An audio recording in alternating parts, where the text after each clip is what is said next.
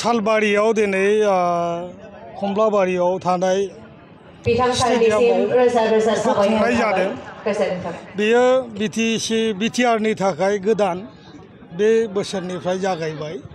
CM बर्तमाननि बिटिआरनि chief प्रमद बर' बिथांनि नाजानायाव आसामाव जितु खेल महारन जाबाय थादों, थिग बेबायदिनो एखे धरनैनो बे बारनिफ्राय बिटिआरआवबो सालायनो लानाय जादों। बिनि दारै आं सानो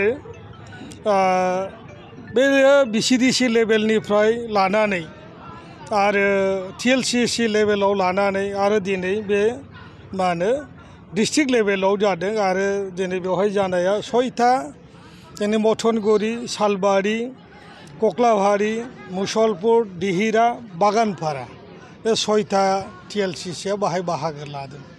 जितु बिनि गेजेरजों लाइमोनफोरखौ मोजां गेलेगिरि ओंखारगोन होननानै फोथायो। निश्चय बिनि दारै जितु एकदम गाहाय थाखो सुपा गामिनिफ्राय जितु बे बादायलायनायाव बाहागो लादों, जोंनि जायफ्रा गामि खना खनलायाव थानाय जायफ्रा स्पर्ट्स टेलेन्टसफ्रा निश्चय बेवहाय सुबिदा लानो हागोन।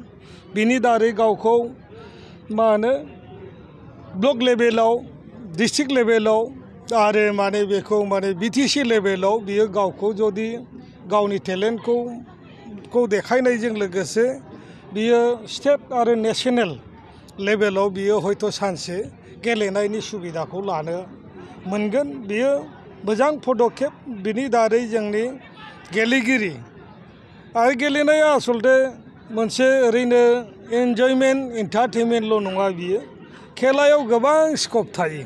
गेलेनायनि गेजेरजों बा सासे देंखोगिरिया जेरै सुबिदा दङ, गेलेनायाबो थिग एखे धरनैनो बेफोरबायदि स्कपखौ मोननो हायो। बेवहाय गोबां स्कप दङ। खेलायाथ' फुटबलल' नङा, बेजों लोगोसे नानानथा धरननि खेलफोर दङ।